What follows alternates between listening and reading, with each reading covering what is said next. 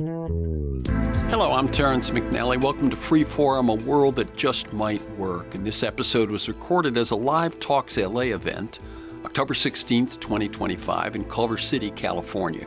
In it, I speak with author, producer, and New York Times journalist Andrew Ross Sorkin about his new bestseller, 1929, Inside the Greatest Crash in Wall Street History. And you can learn more at andrewrosssorkin.com. It's all one word, Andrew Ross, R-O-S-S, Sorkin, S-O-R-K-I-N.com. On Freeform, we explore the lives, the work, the ideas of individuals that I suspect have pieces of the puzzle of a world that just might work. We look at politics, economics, environment, science, health, culture, all based on the fact that I believe we can do better, and I want to find out how. The show streams weekly on the Progressive Voices Network on TuneIn.com, and podcasts are available anytime, anywhere on Apple Podcasts, Spotify, most major podcast sites, and at my site, terrencemcnally.net, TERRENCEMCNALLY.net. 1929 is an iconic number. People who know little financial history know the stock market and banking crashes of that year through the U.S. and the global economy into the Great Depression. But I confess, other than the wild speculation of the Roaring Twenties, I knew little of its causes or its lead characters until I picked up this book. 1929 is a deeply researched history, a page-turning story, and a warning we ignore at our peril. I seldom quote writers' blurbs, but I think these lines by fellow author of historical narratives, Doris Kearns Goodwin, are worth quoting. She describes the book 1929 as, quote, a haunting elegy for a fractured era and a timeless reminder that progress is fragile, choices have repercussions, and the flaws embedded in the human condition are ours to confront, unquote. Andrew Ross Sorkin is an award-winning journalist for the New York Times and a co-anchor of Squawk Box on CNBC. He's also the founder and editor-at-large of Deal Book, an online daily financial report published by the New York Times. He's the author of the book Too Big to Fail and co-writer and co-producer of the HBO adaptation, nominated for 11 Emmy Awards. He's also co-creator of the Showtime drama series Billions. Good evening, Andrew Ross Sorkin.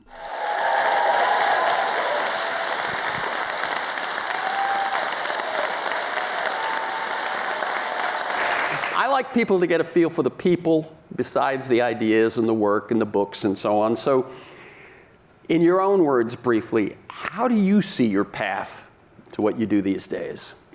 Oh, what my path is?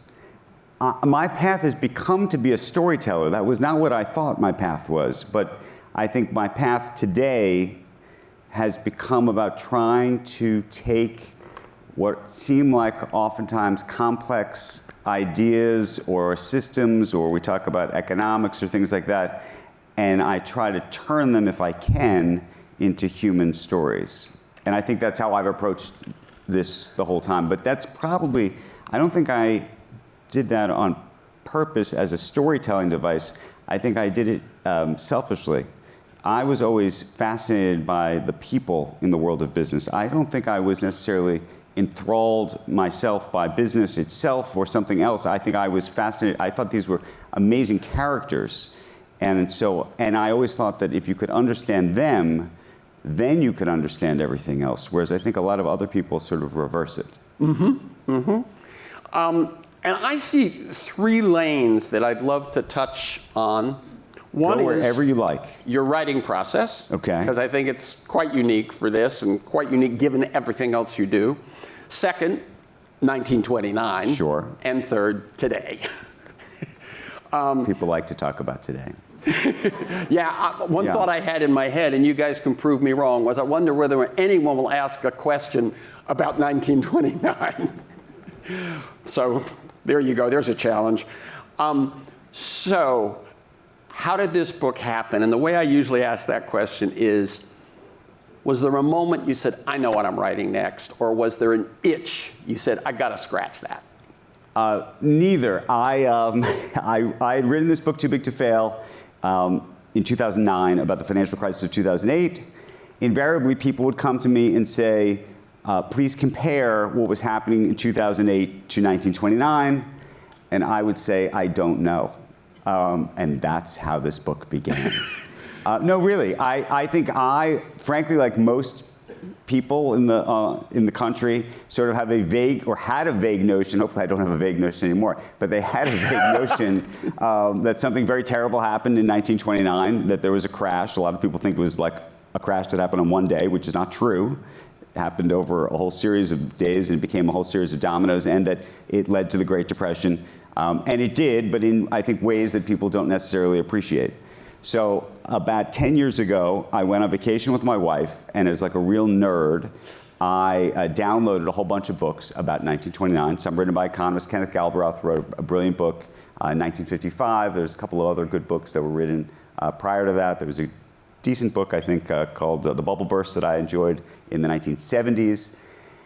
But none of them sort of felt like the kind of books that I loved. I loved Barbarians at the Gate. I loved Den of Thieves, and which is really what I tried to do with Too Big to Fail, was try to really create this sort of character-driven narrative. So I sort of left that vacation thinking, well, is that something you could do? And I just wasn't sure. I happened to be at Harvard University giving a speech, and I got there early, and I never get there early, and I had like 2 hours to just kill. And so I went into the Baker Library there, and there's a guy named Thomas Lamont, who's a big character in this book, who ran J.P. Morgan at the time. And Thomas Lamont's family had donated his archives to this library, and I said, could I look through the boxes? And as I'm looking through these boxes, I'm seeing that his secretary had kept transcripts of his meetings with Roosevelt. And you could literally see, he would say this, Roosevelt would say this, he would say this, like that. And then I was looking through this treasure trove of letters between him and Hoover, and they're going back and forth and back and forth. And he's meeting with Hitler, and he's meeting with Mussolini, right. And he's meeting with and it's wild. And I thought to myself, oh my goodness, maybe you could do this. Now, the truth is, the archivist said to me, you actually can't do this. She said, this is not going to work out. She had read Too Big to Fail, and she said, you can't get the kind of granular detail that you're going to want. It's just not there. Now, for me, that was like a personal challenge. So I went on this sort of very strange journey over the last 8 years, traveling around the country to all sorts of libraries and archives and homes and museums, and finding all sorts of weird people to do things. And I have to, you got to tell them what happened during the pandemic. Oh, goodness. So, yes. So the whole thing was interrupted, as you might imagine, because of the pandemic. You couldn't get into libraries. And so I discovered that there were certain students were allowed inside some of the libraries because they were, in the process of doing a dissertation or something.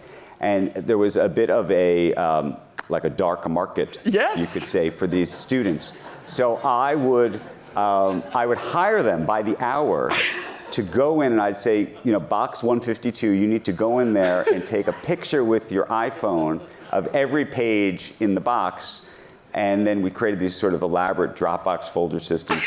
It was actually a great mother invention. By the way, it helped in some ways because there were places that, I remember I had planned to go to Flint, Michigan, and I couldn't, so they went, and that was pretty great. Having said that, the truth is, when you do something like this, I ended up going back to most of the libraries myself because you still can't feel it. Like, you need to see it, and you're worried that you like missed a box or you missed a page. And the thing that I didn't know about this process is the best stuff is in the boxes that are not indexed. So I was never an historian before this. So, most historians, I think, know this. Boxes are indexed, but oftentimes people donate things and they don't index them because they think there's nothing in them. And by the way, most of the time there is nothing in them. So there is sort of a needle in a haystack situation going on. But that's how this book was created. And I also read that you, although you'd taken up the challenge, despite what the archivist said, that you held back presenting it to your publisher. I didn't tell anybody I was doing this. I didn't want anyone to know because I didn't know if I was actually going to pull it off. And so I was too scared, I think, to tell anybody. For about 4 or 5 years, I didn't talk to anybody about this. I would just do this on my own. I didn't even talk to friends about this because I thought they would all think I'm out of my mind. And I was a little out of my mind, but now it's done, so it's fine. Okay, so I think the key thing there is that you saw the lack of a book with characters and life, and as you say, in the room. I just wanted to be in the room with the characters. That's all. I was desperate to be in the room with the characters, and what I realized was, even though a lot of these people didn't have archives themselves, what you would do is you'd almost, by the way, and this was actually a little bit like a Billions kind of thing, you'd think of them as characters, and you'd try to say, okay, if I know that they were in this meeting, and I don't have their records, who are the 12 other people in the meeting? I now need to go get their records. And then you'd pray that there was a record somewhere that would then give you the back and forth. And sometimes you'd win, and sometimes you'd lose. And you found a diary or something that was a memoir that had never been... Yes, I got very, very lucky. About maybe 3 or 4 years in, I found a gentleman whose grandfather had written this unpublished memoir, which was extraordinary, that was engaged with all of these main characters, which really did form sort of a basis for things. But the big win was I convinced the New York Federal Reserve to give me the board minutes, which had never, oddly, they refused to make them public for the last 100 years. So no one ever saw what actually was going on. And so we had a little bit of a back and forth. And then they tried to send me some redacted versions. I said, it's been 100 years. You really should just give me the real things. Who are you protecting? Who are you protecting? Yeah. No, they actually had a very interesting view. They had an interesting view. This is interesting to me, at least. They thought that, you know what? Every meeting is supposed to be totally confidential. And that if you start to release them now, the people will know that they're not really confidential. Slippery slope. We went back and forth about this for a very long time. So the book, for those of you who haven't found it yet or listened to it, it is, I think it's being praised for, and I believe it is. It does have exactly what you're going for, the storytelling, the characters and all of that. And my question as I'm listening to it and reading it is, how much of that is because of the HBO film of Too Big to Fail and Billions? How much do you think your writing was influenced by that kind of writing? I think that the writing, I mean, look, Too Big to Fail is true. Billions is completely fictional, but I think that the connection between the two at all is I'm always looking to try to understand people's motivations and their incentives, why they do what they do. And I think actually most of my reporting that I do even just daily on whether it's Elon Musk or Sam Altman or whomever is in the news these days is trying to understand what makes them tick. And I would argue to you that most successful people I know are driven by some form of insecurity. That's what I actually think is the single sort of driving force behind most people who have shot the moon. They are still trying to prove something to somebody. It might be their mother, it might be their father, it might be a spouse or a roommate or something else. But there's a chip on the shoulder. So I think I always spend a lot of time, and I think in the book you'll see I spend a lot of time really trying to unearth that. What is the chip that's driving each of these characters? And that was something we did in fictional Billions, but also I think it's what I try to do almost in everything that I do. But I think that that's actually understanding that backstory. So it's always trying to figure out the backstory so that when you actually get to see what they're doing, you say to yourself, even if you disagree with what they're doing, even if you think they're terrible people actually, I actually think, by the way, that's why I'm doing it. It's because it creates a semblance of empathy, and again, even if you hate them, you can understand them. Yeah, I'm a former actor and screenwriter, and so absolutely, it's all about backstory. Yeah, absolutely. So before we leave this section, talk about a couple of the characters. So a couple of my favorite characters. I mean, I think this is when I really understood what the story could be. So one of the main characters is a guy named Charlie Mitchell. Charlie Mitchell, they called him Sunshine Charlie. He ran a bank called National City. National City becomes Citigroup. For those of you who live in New York, been to New York, know New York, his home is what is today the French consulate on Fifth Avenue between 74th and 75th Street. That's where he lived like a king. And he was somebody who effectively created credit in America, modern credit, the idea that you and I could go and buy stock with a loan, effectively. So interestingly, in America, bizarrely, maybe not bizarrely, most people didn't take on credit. It was sort of a moral sin up until about 1919. General Motors was really the first sort of revolutionary to do this. They said, we need to sell more cars. How are we going to do that? We're going to loan people money. And people seemed to think that that was okay. Then Sears Roebuck clocks what's going on and says, we'll do this for appliances. And then Charlie Mitchell says, we'll do this for stocks. And all of a sudden, brokerage houses are, popping up on corners of streets like Starbucks. And if you walked into one of these brokerage houses, because of Charlie Mitchell, you'd put down $1 and they'd give you $10. Literally, that was what the trade was. It's pretty remarkable. And as the stock market is moving up, and if you think about it, from 1928 to the beginning of September of 1929, the stock market was up 90%. So people were making money. I mean, it was like free money. It was like a whole kind of other level of money. And this is the first time anybody's ever really been trading. So Charlie became the face of all of this. And this is also at a time when the media is really emerging. He's now on the cover of magazines, like Babe Ruth is on the cover of magazines. This is like, you see CEOs. And this is really a first. That this is financiers a first. Are celebrities. Financiers and CEOs are celebrities in the same way we think of business people as celebrities today. He was really almost like the Jamie Dimon of his time. He might actually be, we're here in LA. It might be like, he's actually closer to Michael Milken in many ways, because Michael Milken actually created, junk bonds and credit. So maybe we put him in that kind of category. So anyway, there's Charlie over here. There's another guy who you might have heard of named Carter Glass. Carter Glass was a senator in Virginia. Carter Glass was the Elizabeth Warren of his time. And Carter Glass had helped actually create the Federal Reserve in 1913. And he would rail for years about this thing called Mitchellism. He believed that Charlie Mitchell and Wall Street was going to ruin America. It was going to, all this speculation was this margin stuff. All this margin stuff was going to upend America, and he was effectively set out to go after Charlie Mitchell. And I think it was those two characters that, to me, in a way, carry the spine of the story as a narrative, because it's a battle of these two men. You actually will only meet Carter briefly in the beginning, and then it takes a little while before you see him again. Well, unfortunately, because it's true, I couldn't actually move the timing.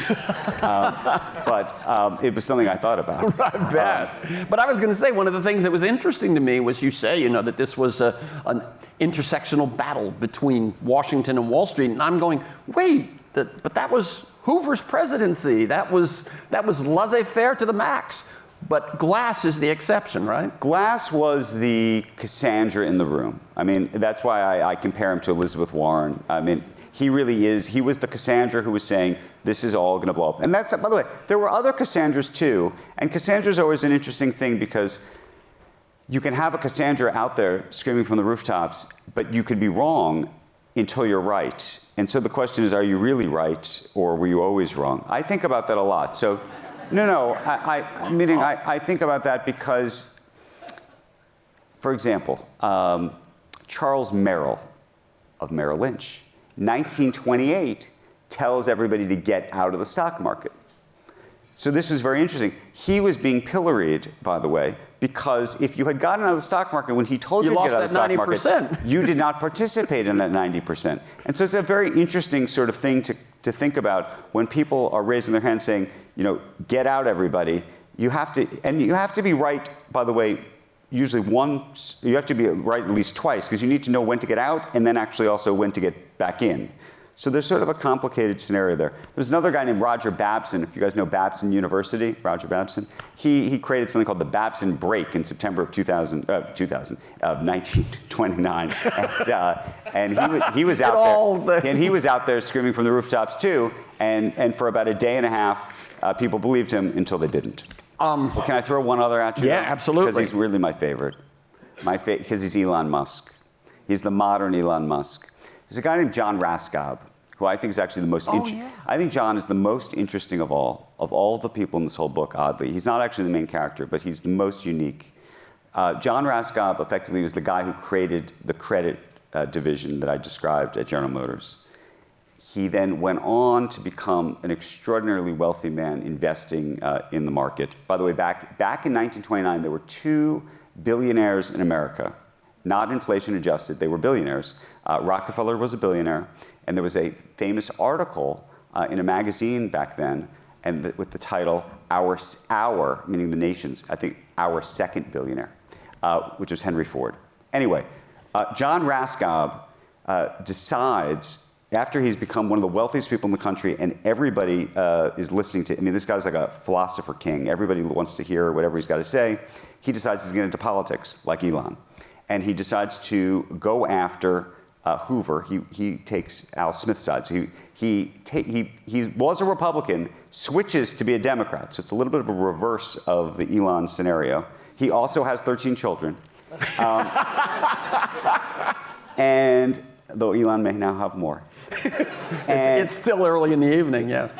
And then he goes on to actually try to spend his money secretly after he loses, Al Smith loses, he tries to undermine Hoover's reputation secretly. And it's a fascinating story. I actually think that Hoover has a terrible reputation in large part because of the money that you will see John Raskob having spent to do that. He then goes on to build what was probably considered the SpaceX of its time. He creates the Empire State Building.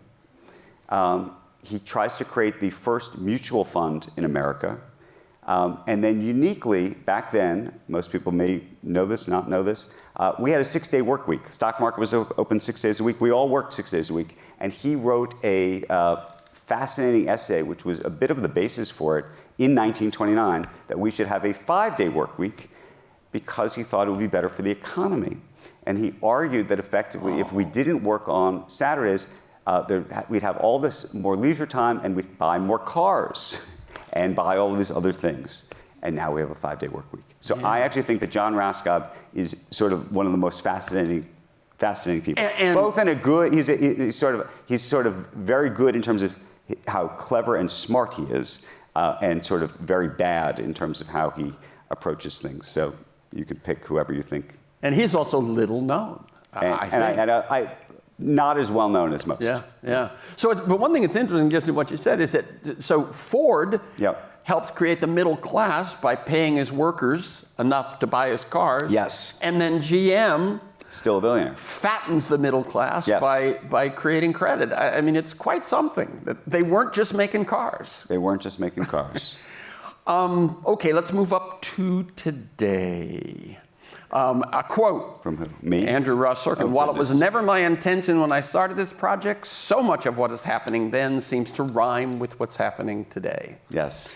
What is your mood about what's happening today?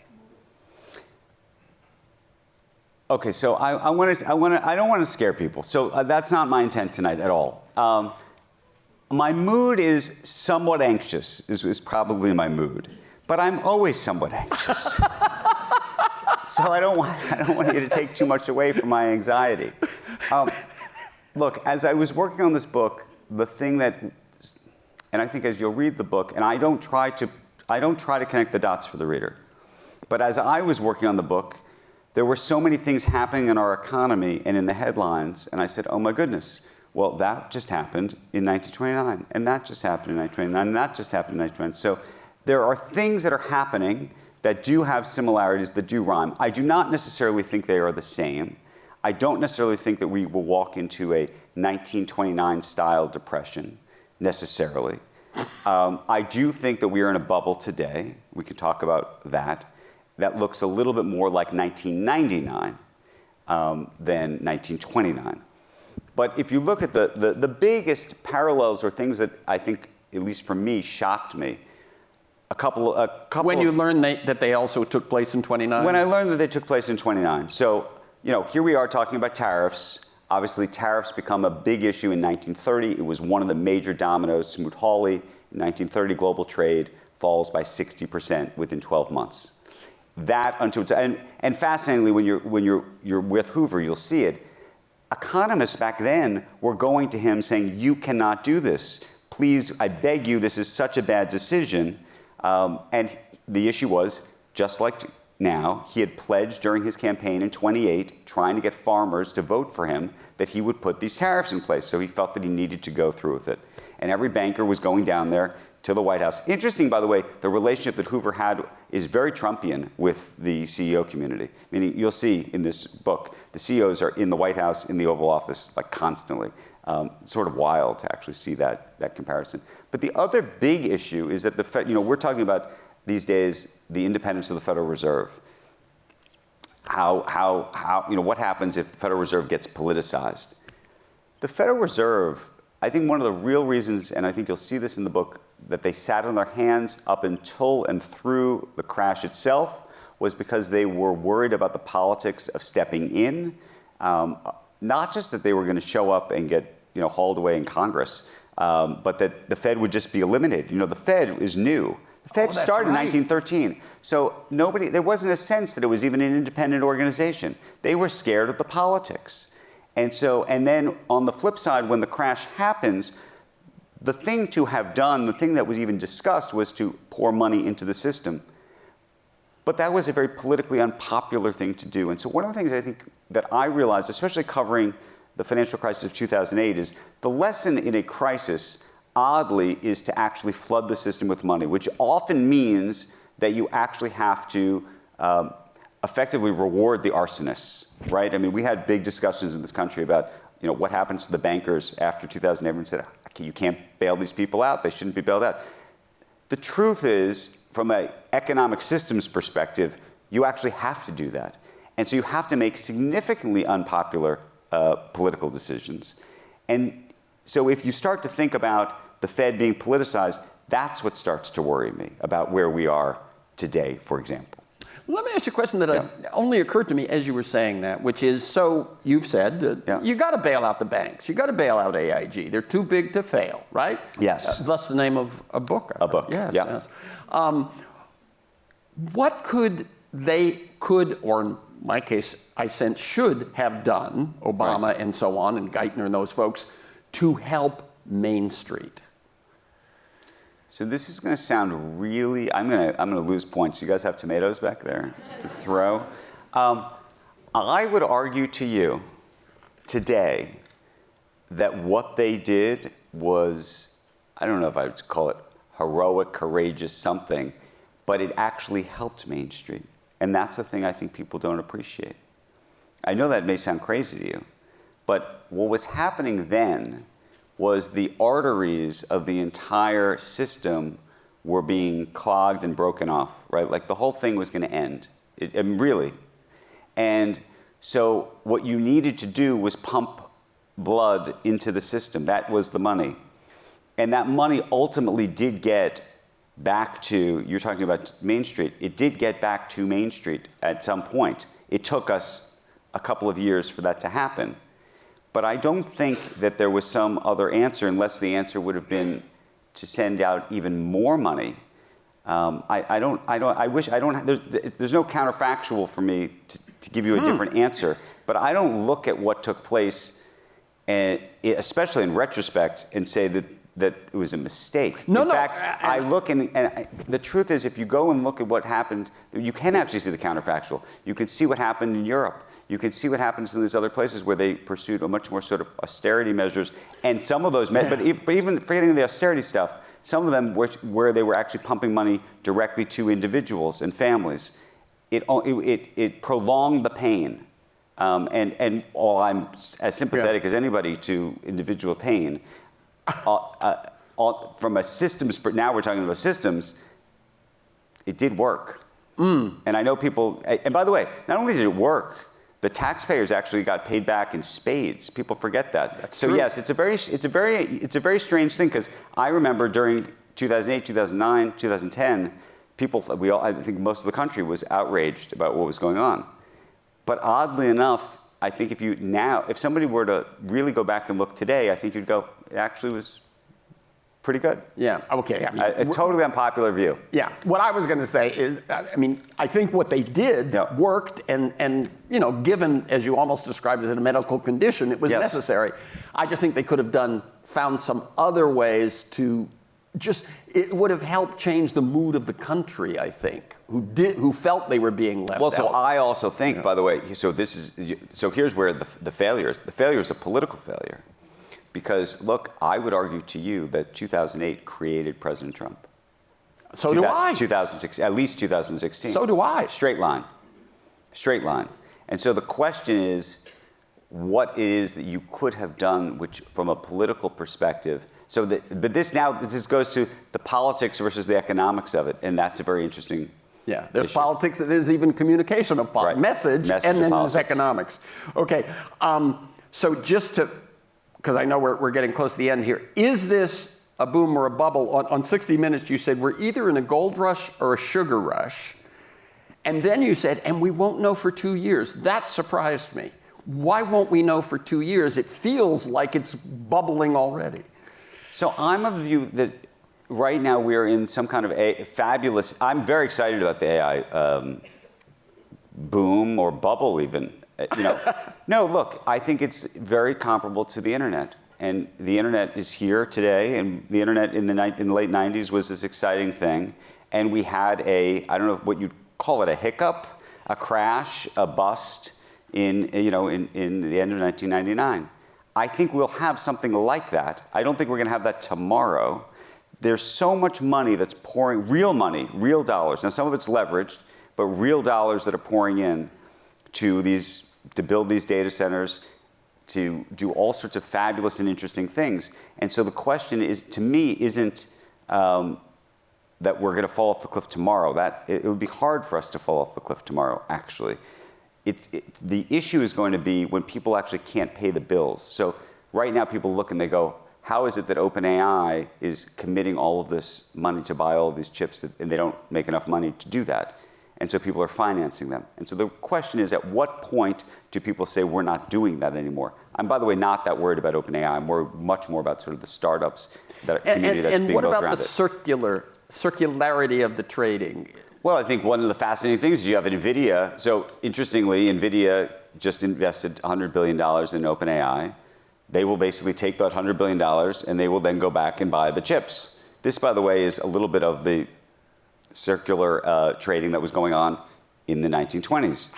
I think the more unique trade, which is scarier, I don't know if you saw it about a week ago, OpenAI made a deal to buy chips from AMD. Yes. And AMD was basically out of this business. I mean, they were not really playing in the AI game the way they wanted to. OpenAI was very clever and knew, again, they don't have enough money to buy the chips, but knew if they said that AMD was going to be part of their universe, they could go off and get by doing the deal, they would get warrants in AMD. Those warrants would go higher when the deal was announced. They'd get that value and they could go buy the chips. So yes, that to me, the more you start to see things like that, the more you should get worried. Okay. And I think, let me just give you a couple more. The question that people are worried about, because the sort of the equation I made up is speculation plus debt minus guardrails equals trouble. Yes. So where are we? But can I say something just for everybody? Because everybody thinks speculation's a dirty word, right? No, I think guardrails is a good word. But guardrails is a good word, but I just want to say this about speculation for a second. And this is also, and I even struggle with this, but I think there's actually a lesson for me, having written this and now just covering business for as long as I have. Speculation is the twin of innovation. It is. And so you want some semblance of speculation in the system. America is built to some degree on speculation. The great technological shifts and changes were built by somebody who was willing to take a bet on something that seemed absolutely insane and absurd. SpaceX is one of those things. Tesla is another. OpenAI, COVID, vaccines. You name the thing, and there was some speculation. So the question isn't how do you avoid speculation completely. I only say that because I think we live in this country where we sort of we seem to love these visionaries, business leaders, but the second they do something wrong, we want to kill them. We want great success with no risk. Well, it sounds like the same sort of moral judgment they were making about debt in the right, and I think this is the big question. So my only point is, yes, it's speculation. The real conundrum is when you get to a sort of a speculation mixed with too much leverage. It's the leverage that is the match that lights the fire, and that's the thing we need to watch for. And right now, It's very hard, I would argue, to actually even fully know where all the leverage is anymore. I mean, I think in the old days, you could see the leverage inside the banks. Post-2008, you really can't anymore because most of the credit has moved in large part into these sort of private credit funds, and that's a whole other complicated universe. That's a whole other talk. And so just about the guardrails, yes. and let me just throw some of the stuff that people, Larry Fink yes. says that 401ks should be able to invest in private companies right. and crypto, am I right? Yes. And there were guardrails against both of those. Where are they now? And is it a problem? So I have mixed views about this, but here's the issue.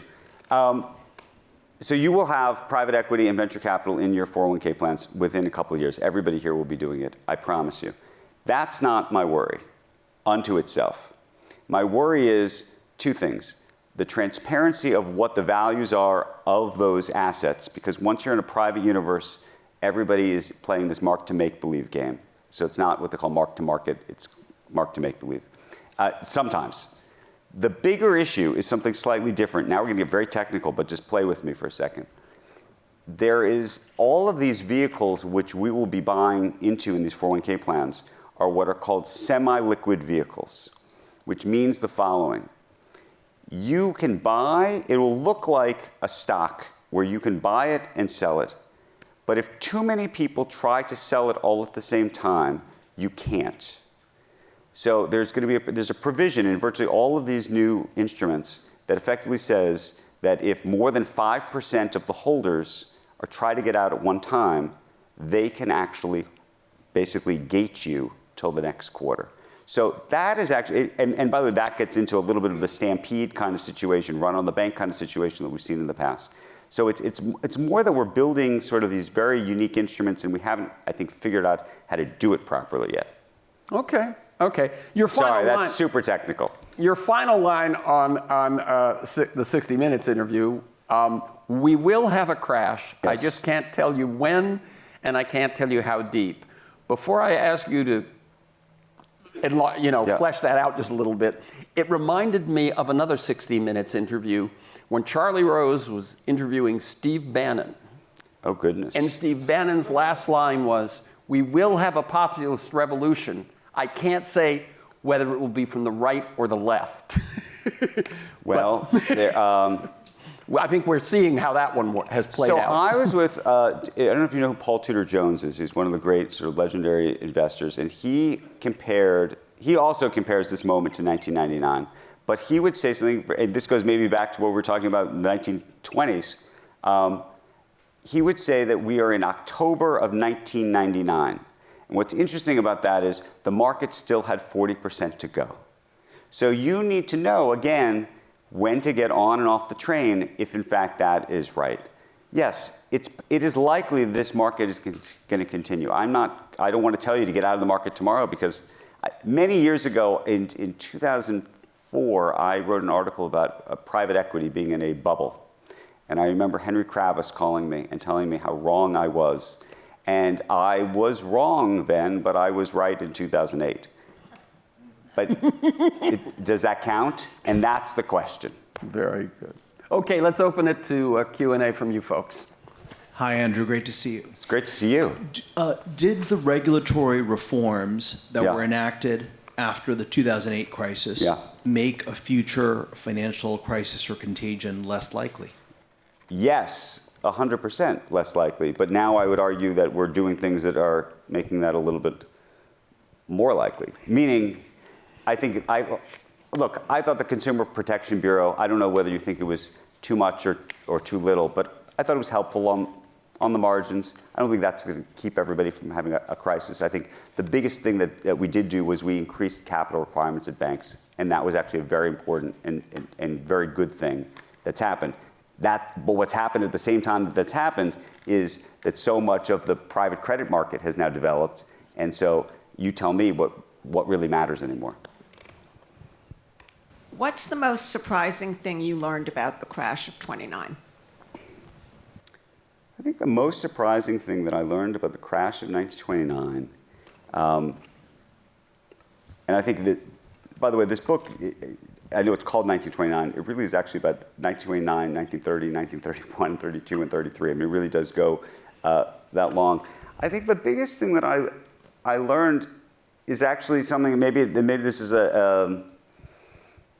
not related even to 1929. I think it was actually about the human condition, and that the same human condition that we have today was the human condition we had in the 1920s, and it's the human condition we have always, which is that we all want more. I mean, I hate to say it, maybe this is about greed, but I think there's a culture of more. Do you guys see the movie Wall Street 2? It was not nearly as good as the movie Wall Street 1. This is the one with Michael Douglas and Shia LaBeouf. Do you remember this? And there's a great line in the movie. I don't remember who says it to the other, where one of them looks at the other and says, "What's your number?" As in, what's your number? What would be enough for you? Oh. And he looks back at him, and he looks and he says, "More." And I think that is the human condition, and I think that pervaded the whole 1920s, and I think it pervades today. I'll give you one maybe that relates to that. How prior to 1920 or maybe 1923, the American dream really was the Horatio Alger story, and how after that it actually became what I think is the American dream today, which is a get-rich sort of quick fantasy story that's part of our life. I think that actually started then. You know, one thing that I was thinking of as I was preparing for this is Plato's dilemma, that democracy inevitably leads to tyranny, that in a democracy, the rich will never be satisfied, and their greed will, enfeeble the non-rich, and they will eventually fall for a demagogue who says, "I can beat the rich for you." But I'll tell you something very interesting about what happened after 29, which I actually think is quite different than what happened after 2008, interestingly enough. So I think after 2008, in a very sort of rapid succession, you had the Occupy Wall Street movement, you had the real backlash to capitalism happen almost within a year and a half. I mean, I remember going down to Zuccotti Park in New York. That didn't happen in 1929, with any kind of rapidity. In fact, most people blamed themselves for trading. They actually didn't say, "Oh, those rapacious bankers have done this to us." A lot of them really thought they had done this to themselves.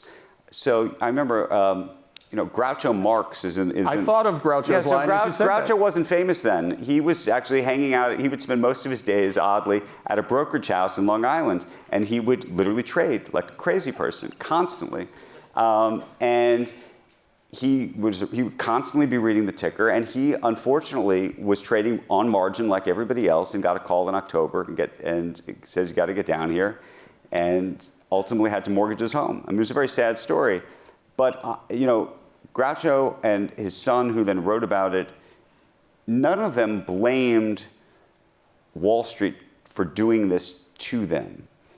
It really wasn't until 1931, 32, unemployment then becomes, in 1932, unemployment was 25%. And you had Hoovervilles, these tented camps really, springing up all over the country, including, by the way, across the street, literally from Charles Mitchell's home in Central Park. It was then that people were raising questions about capitalism, but it was in a very different kind of mold than I think the way we think about that today. Interesting. For what it's worth. Yeah. See something analogous in 1929 with crypto? I do. Look, there's enormous amounts of leverage in crypto right now. Enormous amounts of leverage. In some cases, you can go trade not just at 2 or 3 times some of these ETFs. You could do it. There are people who are getting 20 and 50 times leverage on some of the trades that they're getting involved in the Bitcoin space, Ethereum. It's happening every day, and more people are getting involved in that. I'm still probably only 5 or 10% of the market, but it's a big enough part of it. I also worry about, and I talked about this a little bit, they did it on 60 Minutes, this meme coin. Meme coins scare me. I mean, I experienced the whole meme coin phenomenon and saw how manipulated it really was in the most wild way earlier this year. I happened to be on television with Larry Fink, and strangely enough, he makes this mention about how there should be a Sorkin coin in the universe. And 2 hours later, there's a Sorkin coin in the universe. Somebody has created the Sorkin coin, and all of a sudden the Sorkin coin has started to be worth millions and millions and millions of dollars. Literally, I mean, you could watch it on a chart, and it was completely wild. And I get invited electronically into these sort of chat rooms. People are sending me text messages, please come to this, these sort of DM groups on Twitter and on Telegram and things. And you can see people manipulating the price. They'll say, I'm going in for, I'm going to go in for $500,000, and you're going to go in for $800,000. And they're literally talking about this sort of the laddering, which was very much akin to what was happening in the 1920s with what they called investment pools. And so you saw this happen, and then, of course, the rug pull. And they were all involved in trying to manipulate, and they were trying to pay, talking about paying people off. Back then, people paid off journalists to write stories saying the stock was going to go up. In this case, crazily enough, some of these people reached out and found my sons. I have two 15-year-old sons. They were 14 at the time. They found them on social media. My son Henry, I think, was offered $50,000 or $100,000 of Sorkin coin to, I don't know what they were trying to get him to do, probably influence me or something.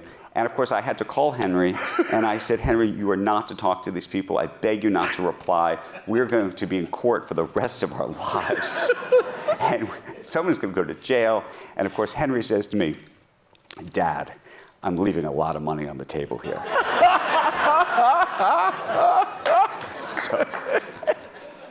Yes, so I am worried. That's a great story. If you were to create the next book about the next crash, Yes. Who would be the main actors in that book, and why?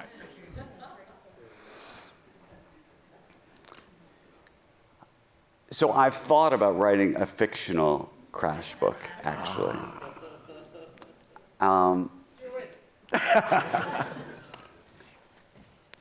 not sure that it would be a class. So the things that I worry about today that we haven't even really talked about is, we keep talking about debt in the system and leverage in the system. What we haven't really, and that's corporate debt and individual debt. What we haven't talked about is sovereign debt. So interestingly, we had a budget surplus in the 1920s. I mean, this is crazy stuff. Like, we made more money than we actually were spending.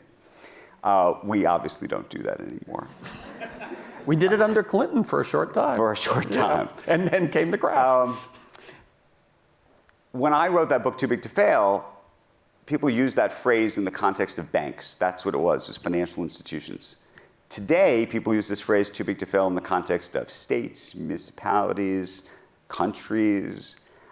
I think if I was going to write a crash book, or sort of the future crash book, it actually wouldn't be about stocks or bonds. I mean, that would actually ultimately be a part of it, but it would be probably some kind of a larger sovereign debt crisis where there's a bunch of different countries that are pulling different strings to try to either injure each other. I mean, by the way, interestingly, in 2008, China was threatening to do things behind the scenes that people didn't know about, where they were talking about selling U.S. bonds and selling shares in Fannie and Freddie to screw over the American taxpayer. I think that you would write some kind of crash that would live in that kind of geopolitical economic space. I think it would be interesting. I don't know if I've sold the room on that, but yeah.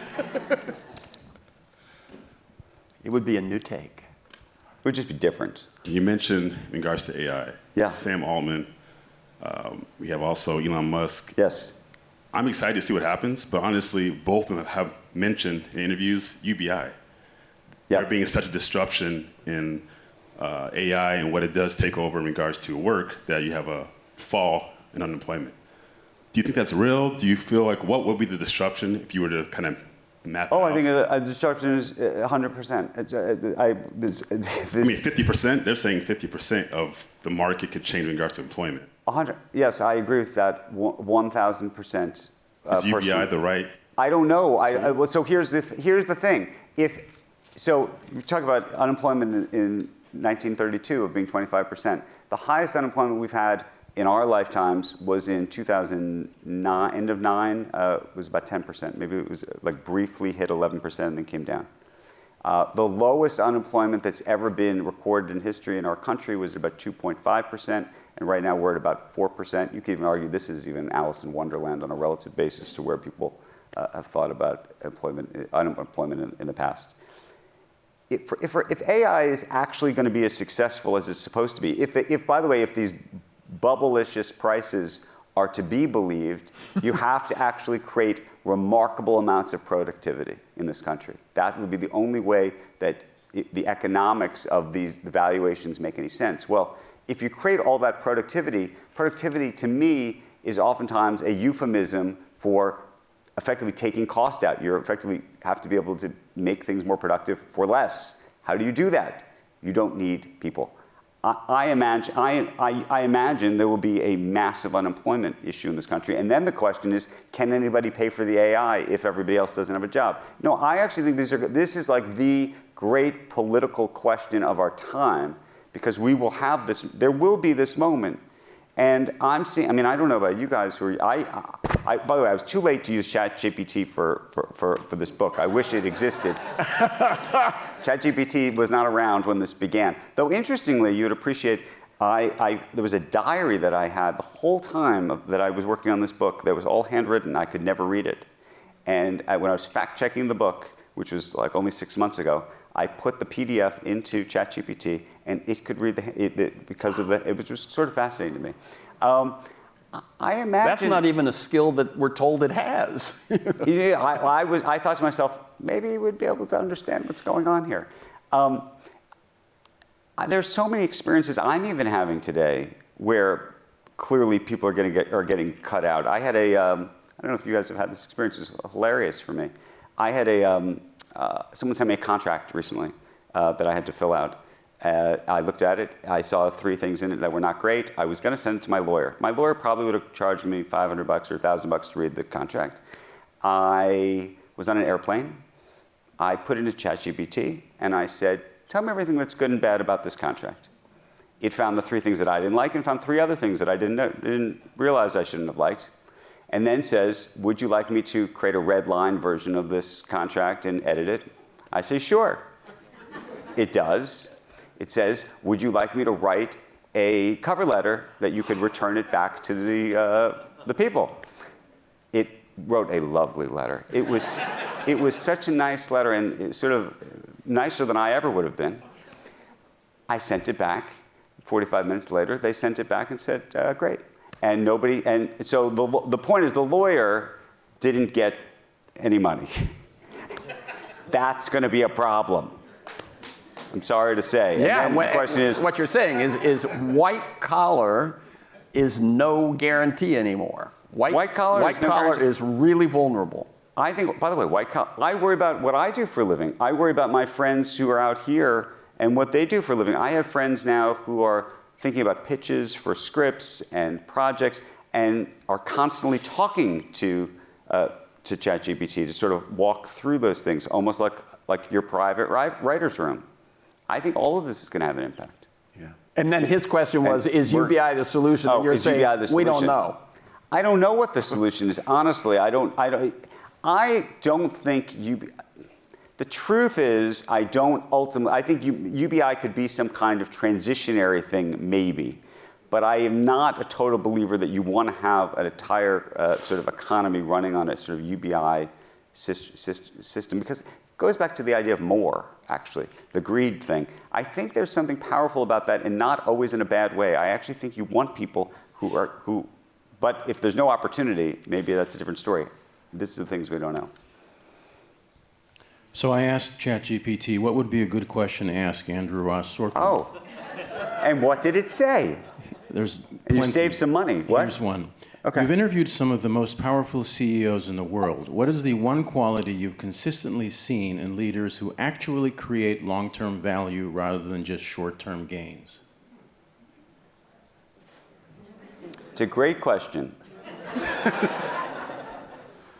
I have two answers. So one thing that I grapple with is actually what makes a great quote-unquote leader or a great CEO today.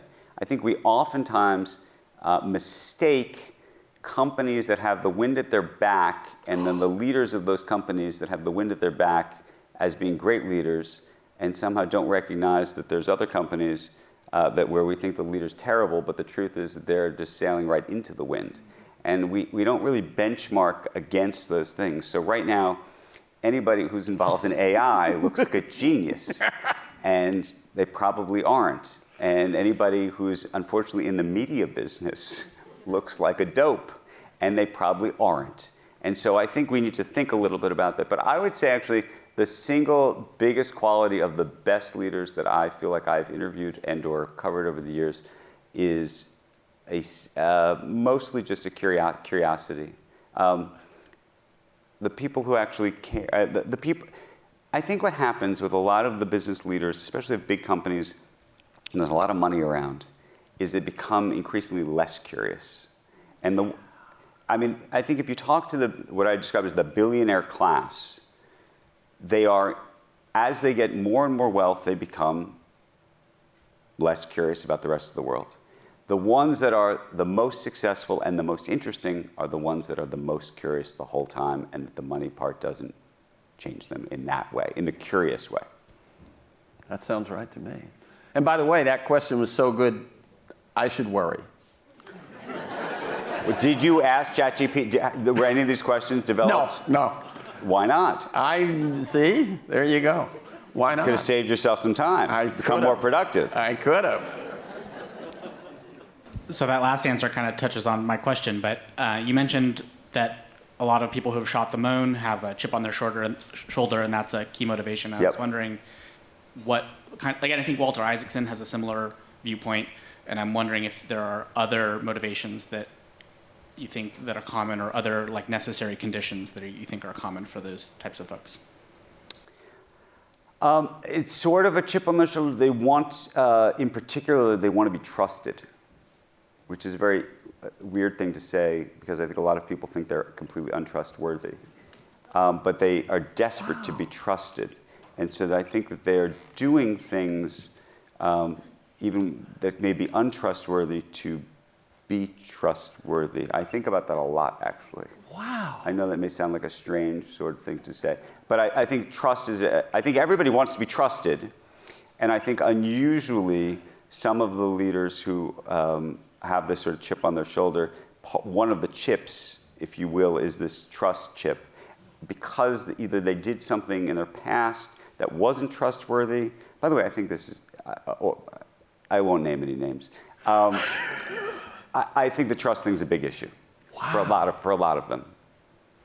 I mean, I think trust deficit is writ large is one of the things that really has our society in trouble. But it's interesting to hear that leaders have it individually as well. I think they have it individually and they know it, but they hope that you don't. Right. I have a question about the currency. So, most of my assets are in US dollars, and we're seeing China and Russia and other countries buying gold, and the gold prices are going up, and the assets are being less valued in the US dollars. So how would one position themselves in the world that might change the reserve currency of the whole world? And potentially, I know the second part of the question, do you ever see the world where we do have just one currency for the whole world?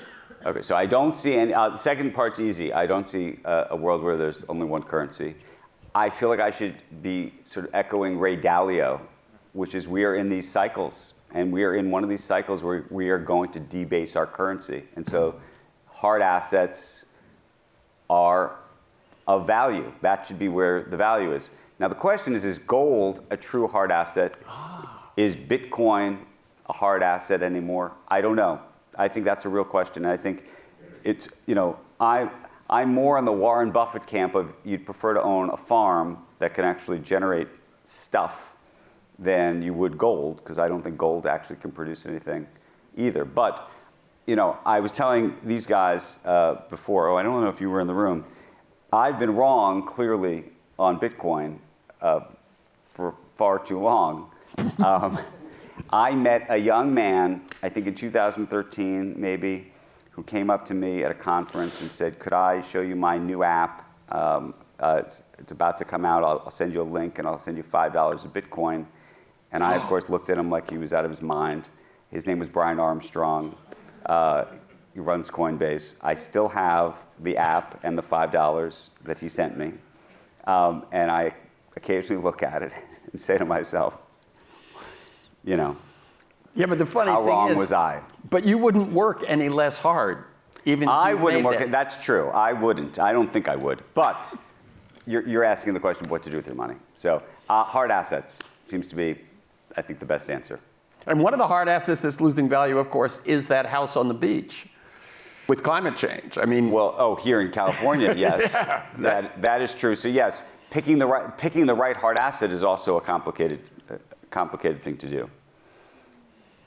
Yep. I'm curious that one of the points that you made that I really relate to is that you're very curious about the incentives and motivations of other people, and you realize that insecurities is kind of a big theme that you notice. Always. And I'm curious what you think incentivizes or motivates you, and if you have an answer for yourself. Oh, I'm still clearly trying to prove myself to my mother.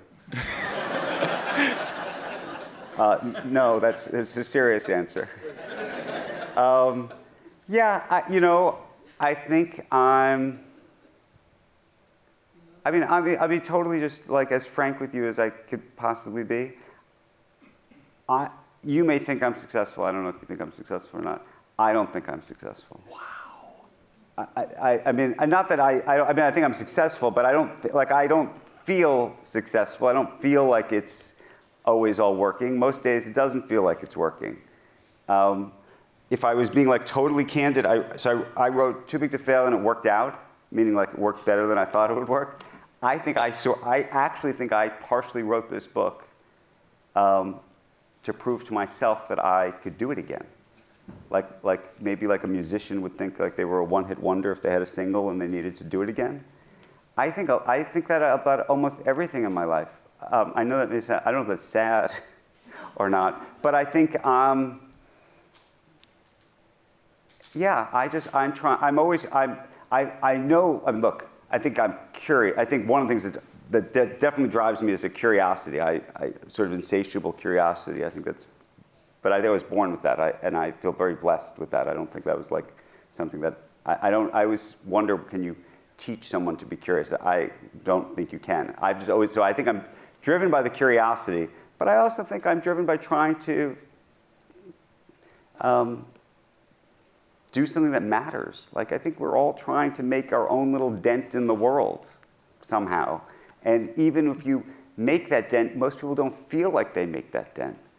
I feel like I've interviewed so many people, whether it's Elon Musk or Jeff Bezos or you name some big person, and sometimes I'll ask them this question, like, do you think, do you ever think about the influence you have on other people, or the responsibility you must have, or how important you are to this and that? And most of them kind of, even whatever successful, they sort of look at you like you're crazy, because they can't really see it either.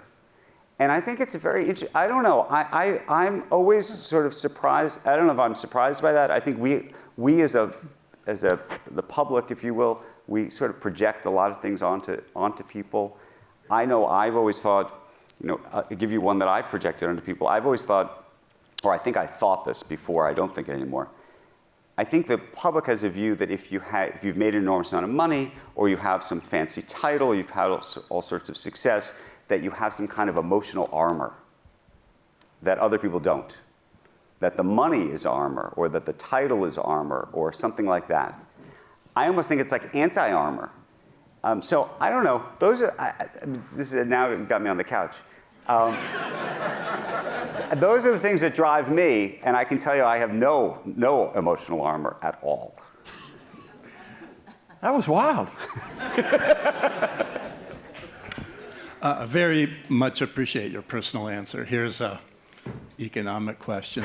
I feel like I had maybe a better idea for the bailout than what happened in 2008. Oh, go for it. Okay, yeah, I like this. My idea was, what if the government had bailed out all the credit card debt and much of the home mortgage debt, and then the individuals would then be debt-free, and that money then would be channeled to the banks? So I don't, like theoretically, I don't disagree with the conceit. I think the issue is a couple of things. There was a speed issue, a rapidity, meaning how could you get all of that money to all those people quick enough so that there wouldn't be a run on all the banks? So that's the other piece of this, right? So there's sort of like a structural thing that has to happen. So you have a situation where people are, it's almost like, you remember A Wonderful Life, where people are literally going to line up at the banks. We were at that moment where people were going to line up at the banks. And so unless you think, I mean, maybe you're right, but if you would have had to announce some kind of broad plan where everybody was going to get all of this money, they would have to know it and trust it in the moment so that they wouldn't run to the bank. Because, by the way, if you did have everybody run to the bank, then we're not only talking about trying to protect those homeowners that can't afford, but the banks as well. But now you have to somehow protect the bank, and you have to protect everybody who has the money at the bank. That's the other thing. I hate to say this, and this goes back to who does everybody blame, right? This goes like, when I told you in 1929, a lot of people blame themselves. Almost nobody in 2008 blamed themselves. It's actually a very interesting thing. Think about that for a second. Nobody blamed themselves in 2008. It was everybody else's fault. I'm not arguing it was everybody else's fault. I'm just saying it's not black and white. It was, I think there were some rapacious bankers who were doing some bad things that they shouldn't have been doing, and I think there were some people who were also taking out loans that they shouldn't have been taking, and it was a combination of all of those things that got us into this place. So I don't know what, and then the question is, who are you trying to protect in these moments? I think, unfortunately, from a systems perspective, you actually have to try to protect as many people as possible, as quickly as possible, and that would have been the way they did it, which was to protect the banks. I think if they did what you're talking about, yes, those people would have stayed in their homes, maybe, but a lot of other people wouldn't have stayed in their homes, or you would have had to actually spend even more money. It would have been more expensive because you would have otherwise been effectively having to, if some of these banks went out of business and other people got into trouble, then you would have to pay for their homes too. You see why it's complicated? What about, are we or were we at that point electronically, digitally sophisticated enough that the government could have paid people's bills? I don't think we were. I mean, have you ever tried to put your, even paid your taxes properly? I mean, we're so digitally backwards that I do not think we were. You don't think so? In other words, give it to the banks, but give it to them in the name of all the individuals who owed it. I just think so it goes directly to the bank. I just don't know if you would have been able to do this in time. I don't know how you would have structured this in a quick enough. Yeah. I mean, it's a great idea conceptually. I'm just saying, in practice, in practice you had a situation, just to go back in time, where Lehman Brothers files for bankruptcy on September 15th, 2008. You had Merrill Lynch was going to go out of business and was being bought by Bank of America to save them. You then had AIG, which was the biggest insurance company. They would have been out of business, I think it was 48 hours later. And right behind them, you had Morgan Stanley, you had Goldman Sachs, you had General Electric. I mean, just to put it on, I remember the phone call that killed me the most was I got a phone call from one of the largest owners of McDonald's franchises in the country, and he wasn't going to be able to make payroll. So this goes to your point. They weren't going to be able to make payroll because Bank of America was going to stop the payments to them because they were using a credit line, right? So if you let Bank of America go under, but you send all the checks to the other people, all of the kids who are working at McDonald's who think they have nothing to do with this, now they can't get paid either. I think it's a much more complicated situation than saying, let's just individually send. I think it's, I hate to say it, I just think practically it was a hard thing to do. Again, very unpopular thing to say, but. Hi, Andrew. This is it's both a personal and a journalistic question. Okay. I was fascinated by the difference between the Times and the journal reviews of your book. Okay. And I'm just curious how you reacted as the writer, as a journalist, as a reader.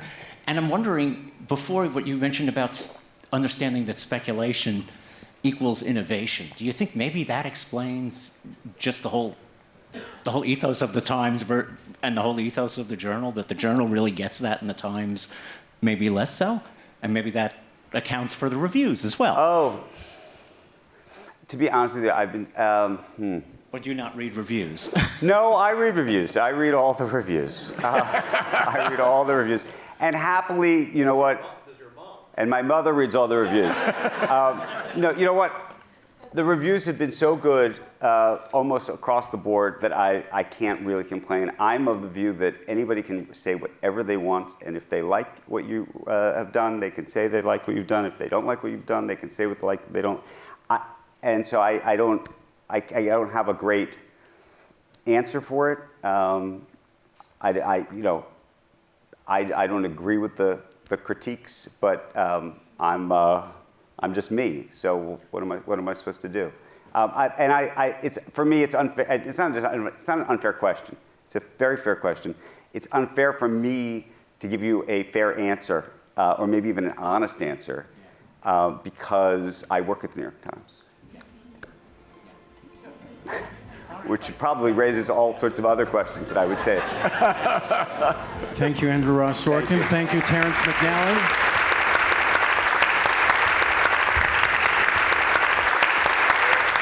Again, the book is 1929, Inside the Greatest Crash in Wall Street History and How It Shattered a Nation. And the website is Andrew Ross Sorkin, all one word, andrewrosssorkin.com. This episode was recorded as a Live Talks LA in-person event, October 16th, 2025 in Culver City, California. I've had the pleasure of participating in conversations for them many times over the years, including with Michael Lewis, Yuval Noah Harari, and Doris Kearns Goodwin. You can learn more about their past and future events at Live Talks LA, one word, livetalksla.org, and link to this conversation by going to youtube.com/livetalksla/videos and scrolling down.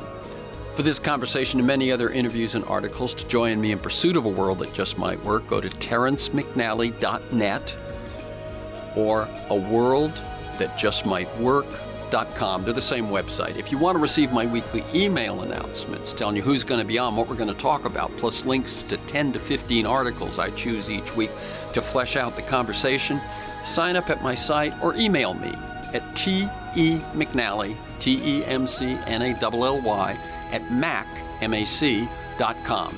You can also subscribe and listen to the Freeform podcast on Apple Podcasts and most major podcast sites. You'll find years of podcasts at my site and at those other sites. Listen anytime, anywhere. Archives include. You find years of podcasts at my site or those other sites. Archives include Naomi Klein, Bill McKibben, Van Jones, Doris Kearns Goodwin, George Packer, and so on. You can also follow me on Twitter at McNally Terrence. Thanks to Live Talks LA and Ted Hoptegarber, and to Kiana Williams in production, and George Vasilopoulos at Progressive Voices, and most of all to you, my listeners. Please share this podcast widely.